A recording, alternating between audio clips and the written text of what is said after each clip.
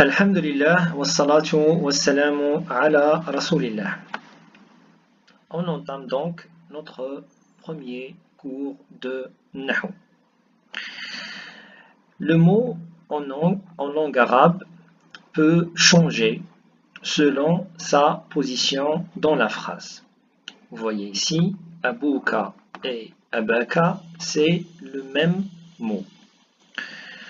Mais comme vous pouvez le constater, il y a quelque chose qui a changé entre Abouka et Abaka.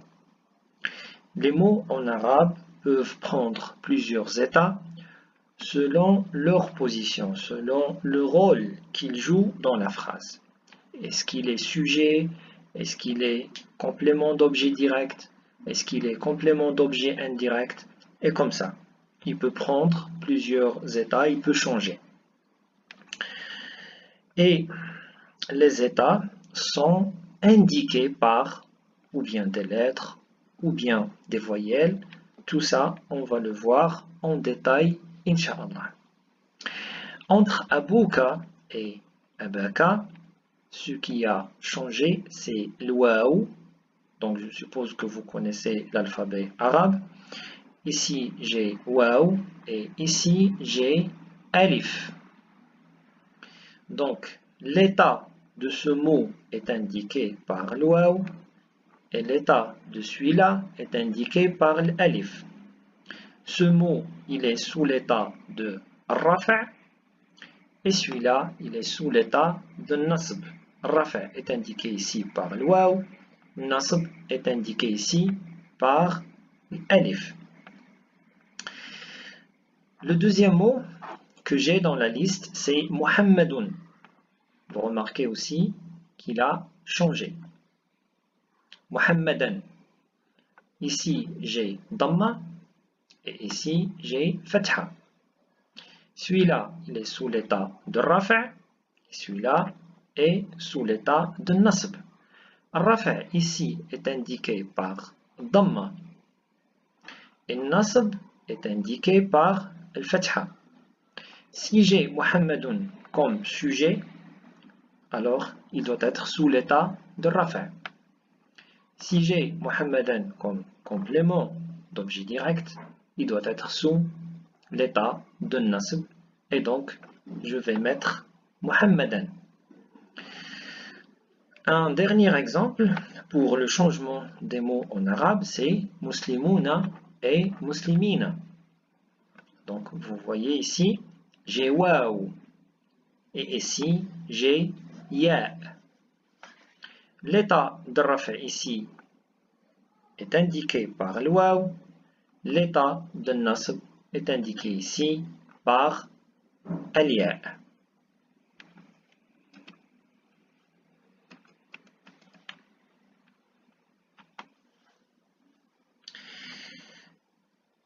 Le premier cours qu'on étudie, ou la première sorte de phrase qu'on étudie, c'est la phrase nominale. La phrase nominale. La phrase nominale en arabe est constituée de mubtada et khabar. Mubtada et khabar. Il est constitué par deux noms. Le premier, on l'appelle mubtada. Le deuxième, on l'appelle khabar. Les deux, al-mubtada et le khabar, sont sous l'état de rafa'. Sont sous l'état de rafa'. Ou bien je dis qu'ils sont marfou'. Qu'ils sont marfou'. Pour ce qui est sous l'état de rafa', je dis marfou'. Pour ce qui est sous l'état de nasb, je dis mansoub. Pour ce qui est sous l'état de al-jar, je dis majrour. Pour ce qui est sous l'état de jazm, je dis majzoum. Eh bien, quand j'ai un complément d'objet direct, il doit être sous l'état de nasb. Quand j'ai un complément d'objet indirect, il doit être sous l'état de jar. Tout ça, on va le voir en détail. Mais par quoi on va commencer, Inch'Allah, c'est par al-mubtada al-khabar, la phrase nominale. Al-jumla al-ismiya, elle est constituée par mubtada et khabar. Alors maintenant, je vous donne des exemples de jumla ismiya et on va voir l'analyse et on va voir comment les noms dans jumla ismiya, comment évoluent-ils et ainsi de suite, leur état et ainsi de suite. La première phrase que j'ai, c'est التفاحة حمراء. التفاحة حمراء. حمراء. Il faut que je dise. التفاحة, c'est ça le mubtada. التفاحة, c'est la pomme. حمراء, rouge.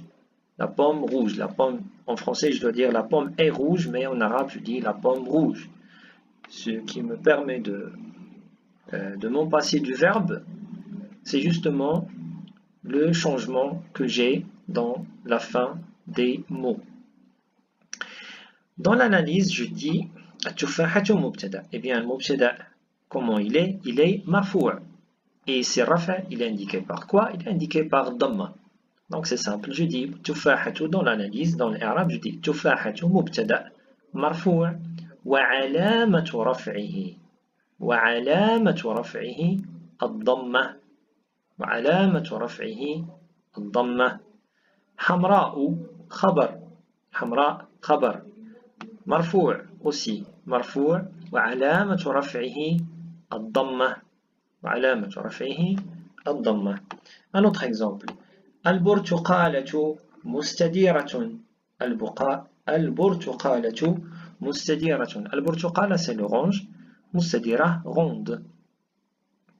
البرتقالة مستديرة. Comment je fais l'analyse? Donc البرتقالة مبتدأ مرفوع وعلامة رفعه الضمة. مستديرة خبر مرفوع وعلامة رفعه الضمة. العنب حلو. العنب حلو. Les raisins sont sucrés. Les raisins sont sucrés. Donc par l'occasion, je vous apprends un peu de vocabulaire. العنب مبتدأ مرفوع وعلامة رفعه الضمة. حلو خبر مرفوع وعلامة رفعه الضمة. التين أسود. التين أسود. Les figues sont noires. التين مبتدأ مرفوع وعلامة رفعه الضمة. أسود خبر مرفوع وعلامة رفعه الضمة. Donc, التمر, donc vous pouvez faire pause et faire l'analyse vous-même. التمر لذيذ. Donc, comme vous l'avez compris, التمر مبتدأ مرفوع وعلامة رفعه الضمة. لذيذ خبر مرفوع وعلامة رفعه الضمة. La même chose, اللوز شهي. À chaque fois où j'ai une phrase nominale, ça commence par mubtada. La deuxième partie, c'est le khabar. Mubtada, il est toujours marfou'.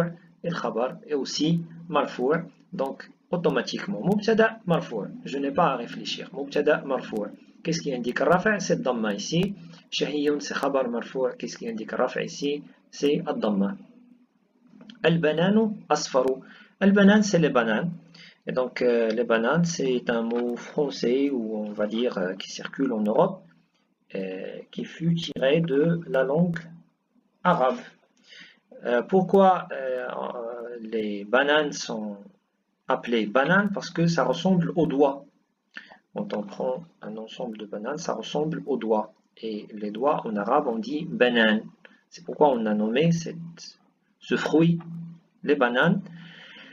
On peut dire aussi al-maouz aussi. Il a un autre nom en arabe, al-maouz. Al-maouz, al-banan. Al-banan asfaru, les bananes sont jaunes. Al-banan mubtada marfou' wa alamat raf'ihi ad-damma et asfaru khabar marfou' wa alamat raf'ihi ad-damma. Le dernier exemple que je donne, c'est al-ijasu tayyibun. Les poires sont délicieuses. Les poires sont délicieuses. Al-lawzu shay'un, je crois j'ai pas expliqué. Al-lawzu shay'un, c'est les amandes. Al-lawz, c'est les amandes. Shahi, appétissant. Les amandes sont appétissantes. J'en viens ici. Al-ijaz, c'est les poires et tayyib, c'est délicieux. Les poires sont délicieuses. Al-ijlas mubtada مرفوع وعلامة رفعه الضمة. طيب c'est خبر مرفوع وعلامة رفعه الضمة. Donc, qu'est-ce qu'il faut retenir de cette leçon?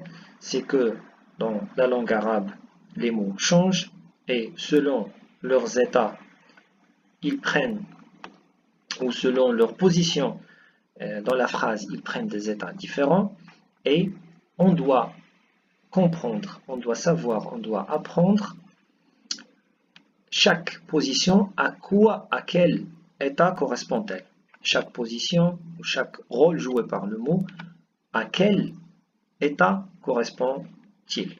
Voilà, donc c'est ça le but de Nahu. Après avoir déterminé l'état, on peut déterminer facilement est-ce qu'il est marfou', mansoub ou autre, et on peut déterminer voilà quel signe il prendra-t-il, donc damma ou fatha ou alif ou wa, on va le savoir. C'est comme ça que ça marche en langue arabe. Et avec beaucoup de lecture, on arrive à maîtriser très bien tout ça. Donc, j'arrête là. Je vous remercie pour votre attention. Je vous remercie pour avoir suivi jusqu'à la fin. Et à une séance prochaine. Assalamu alaikum wa rahmatullah.